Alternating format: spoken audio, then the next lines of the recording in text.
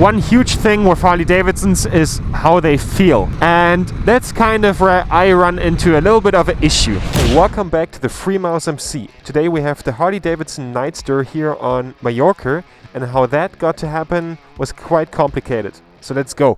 So, it's at the moment quite cold in Germany and no weather for motorcycle reviews, so I booked the cheapest flight I could find to somewhere warm, and that is Mallorca. So, let's go. So I now arrived on Mallorca and we will now try to rent a Harley Davidson Nightster. There's just one problem. I am not old enough and don't hold a license long enough to rent a motorcycle here. But let's try our best and we will figure this out somehow. So, as you have seen, I took the cheapest flight here to review this motorcycle. And right before I started filming, my camera broke and my test cam broke.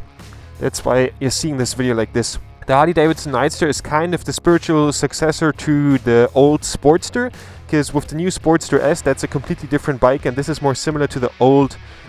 We here have the Revolution Max engine, but it's the small one with 975cc. This engine produces 89 horsepower and 95 Newton meters of torque. Apart from that, this bike is quite different from how it's built. This is not the gas tank. The gas tank is under here, and this is where you fill up under the seat. And also the battery is down here. So the weight is all very, very low. Also, compared to the old Sportster, this bike also shed a lot of weight. This bike only weighs 221 kilos. That is also because this engine is a stress member of the frame, while the old engine was in the frame itself. Also, this is a water-cooled engine, which is kind of a new thing for Harley Davidson. The suspension is from Showa and is both preload adjustable, and all in all, how the bike sits there, I would say visually I quite like it. I'm a bit unsure about some things, but let's see how this thing does on the road.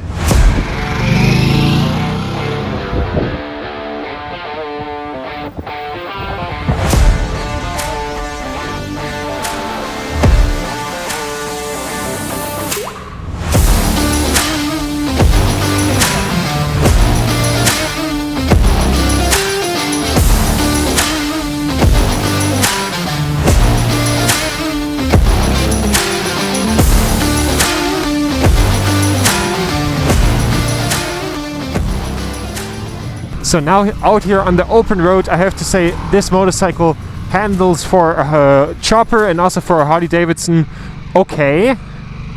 For a Harley Davidson well, and for a chopper okay. I also have to say the roads here in Mallorca are not that great and have quite a lot of bumps, and it handles that as well. So bumps are no problem.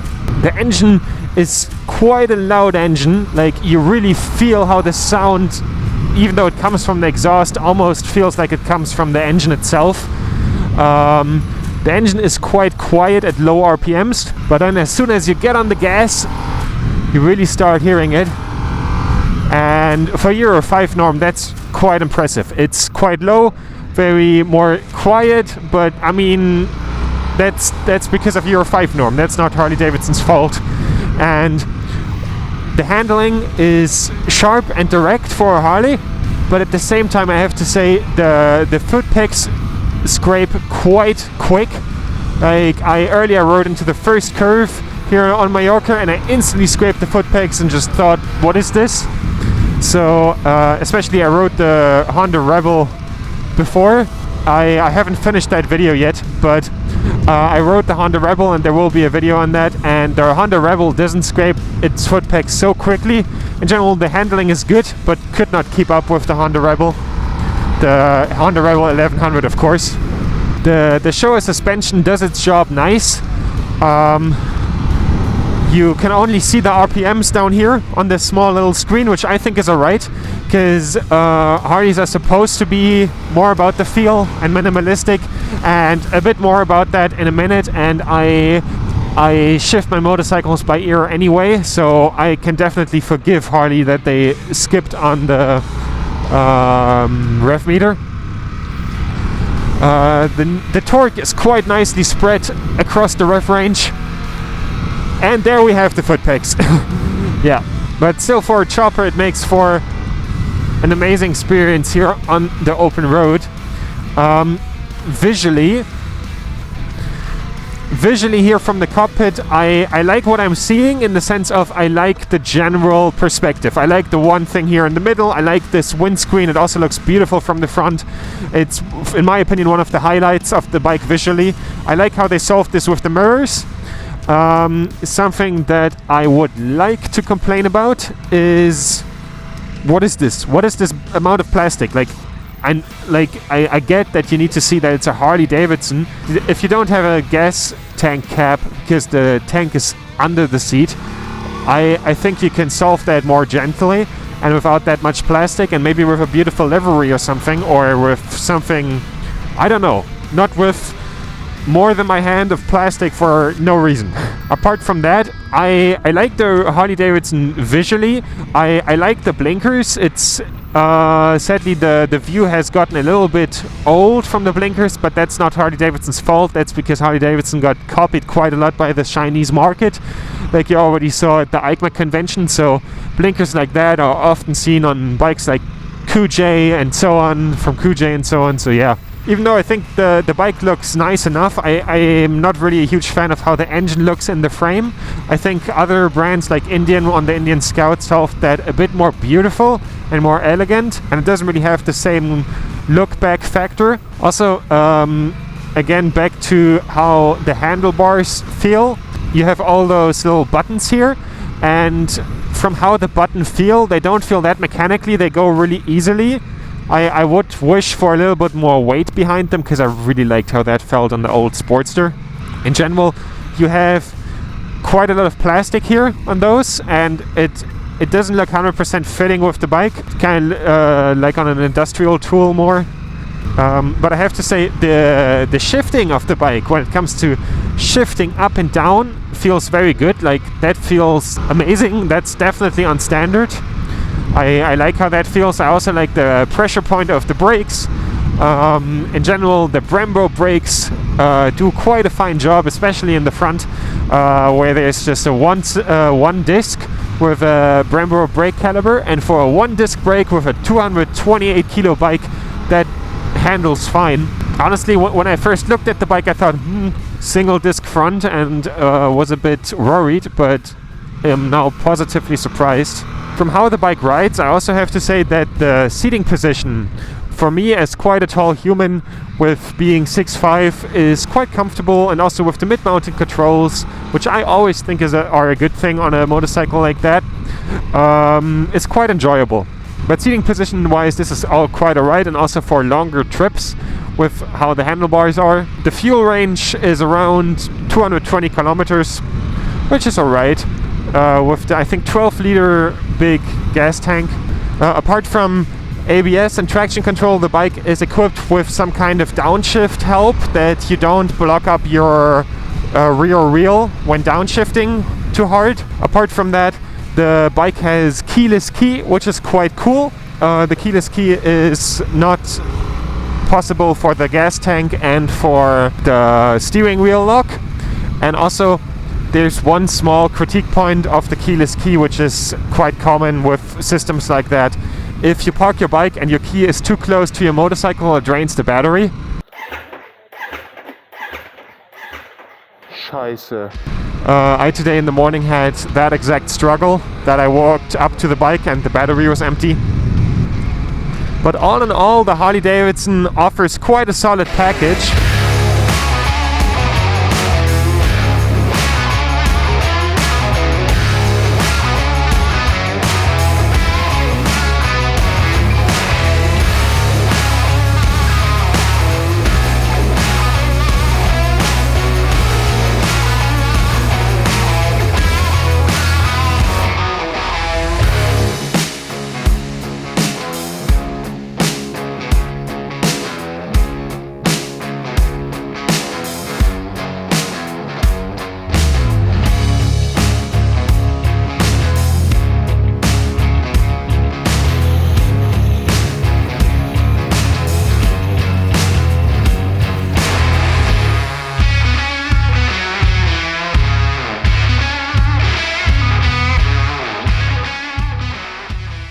But it's one thing what the motorcycle offers specs-wise and performance-wise, but one huge thing with Harley Davidsons is how they feel.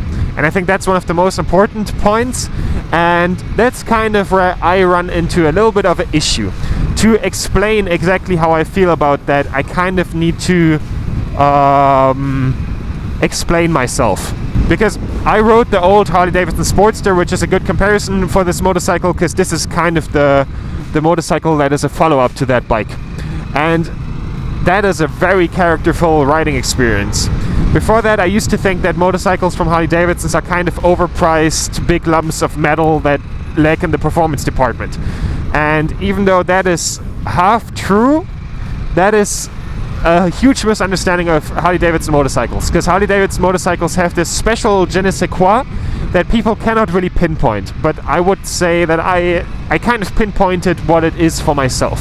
Harley Davidson motorcycles used to be contraptions. Like, I mean that in a good way. You didn't feel 100% safe. It gave you a lot of sensation. And it kind of, this whole character debate often is kind of more of a, if it's a bug or a feature debate. And in this case, it definitely was more of a feature. So old Harley Davidson motorcycles used to be an acquired taste, kind of like red wine and bloody meat, you know? Like, that's kind of where I sit at my opinion on Harley Davidson motorcycles. And some people are willing to pay a huge up price for that feeling. Of course, Harley Davidson comes into a little bit of a problem with that, because their customer base that is preferring this is dying away, and at the same time with with emission rules and with more and more safety rules, it gets harder and harder to release bikes with that kind of feeling, you know? So this is now where we sit with the new Nightster. The new Nightster makes a lot of steps into the right direction. The bike feels refined and great, but at the same time it still feels kind of unprecise. Yes, it feels very precise for a Harley Davidson, but does it feel precise and good for a chopper? I would say it feels decent, but in a world where something like the Honda Rebel 1100 exists, that is not really enough, because I can live if the bike doesn't live up to other choppers in that way, if it gives me a little bit more character. And this bike definitely has character. Some of this is still there. It doesn't really feel like enough. This is kind of a bike in the middle of things. It's well-refined machine and character-driven Harley Davidson at the same time, but it kind of isn't one of both at the same time. So I think Harley Davidson is making a bold step into the right direction with making motorcycles that are more competitive with the Japanese market and so on, but at the same time this step is too small. At the same time they sacrifice their special Harley Davidson thing, you know? Of course, motorcycle character is hugely subjective, and if you want this bike, you should go test ride it yourself and create your own opinion about it. With this whole contraption appeal that Harley Davidson had, it literally, the thing that made old Harleys great was we live today in a world where we have cars that have like 27 different airbags, a lot of restrictions and all that stuff. And it felt really good to still be able to buy a sketchy contraption, basically, that gave you this special feeling of like when the old Sportster used to rev up and it felt like it's going to rattle itself to death above 4,000 RPM, but the torque below that felt absolutely amazing. So the old Harley kind of gave you that feeling. Of course, then it becomes hard to recreate that nowadays. A good comparison maybe would be actually Ducati, even though no one would think of comparison Harley Davidson to Ducati, but they both have customer bases that pay a huge up price for this special feeling that their engines give them, and they both have basically V-twins that they call differently, like either L-twin or Milwaukee, whatever. And Ducati kind of managed to still offer premium bikes that have this feeling, even though some of that was lost since they're owned by VW. But I wish Harley Davidson would create a similar feel, because this is the starter bike. So this is kind of the thing how people get into Harleys now with the new Nightster, but it doesn't really deliver that sensation. So I think for Harley Davidson, it's either redefine their special character, go down with the price, which is quite high still for a bike like this, because for example this bike doesn't have lean sensitive ABS, which many other bikes at this price point have, or make a better bike. With this old kind of refined acquired taste of Harley Davidson not really being possible to continue, they would either have to redefine it in a way, like either they make bikes that still feel like contraptions in a way that you compensate that with more power, more rad feeling engines, and just make bikes that feel wild, similar to like a KTM direction or something similar to the, because KTM kind of sucks as a comparison because they come from a very different perspective, kind of more into the direction of something like the Indian FTR. Or they still make really heritage orientated characterful bikes but go down with the price, and therefore the little bit of lack of this special feeling is okay, kind of into the direction of Royal Enfield. Or they just make really decent bikes that still are similar to what they always used to do, in the sense of that they make basically something better than the Honda Rebel, because the Honda Rebel is kind of the better bike most likely at a lower price. So if you have a more expensive motorcycle, you have to justify it somehow. And Harley Davidson tries all four of those things. Harley Davidson tries to be cheaper, Harley Davidson tries to have a more powerful engine, and Harley Davidson tries to have a more refined machine while still having this special feeling of Harley Davidson. But if you try all four things at the same time, it doesn't really work out. They kind of, I feel, need to more choose a path in a way.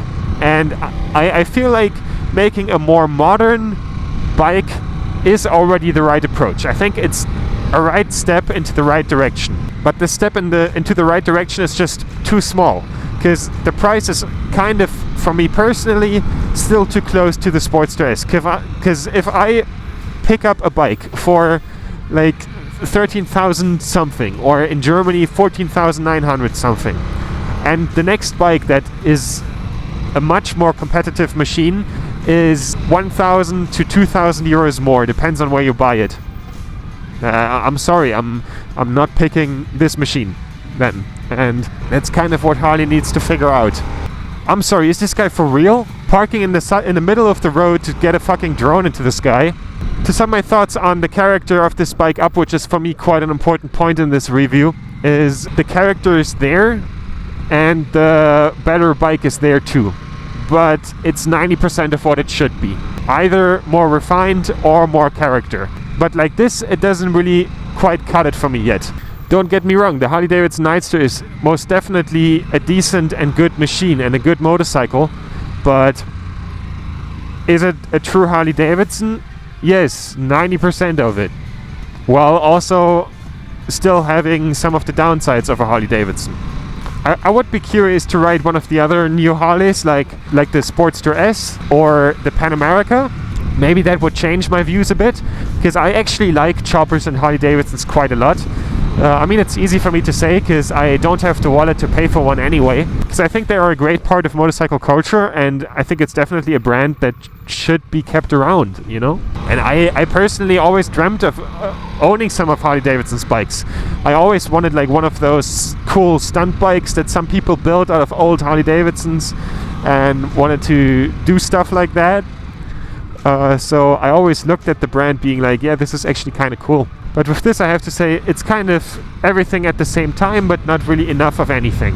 Definitely feel free to leave your opinion in the comments. And if you like what I do here on YouTube, feel free to support me on my Patreon or check out my other socials in the description. I hope you enjoyed this video, and see you soon.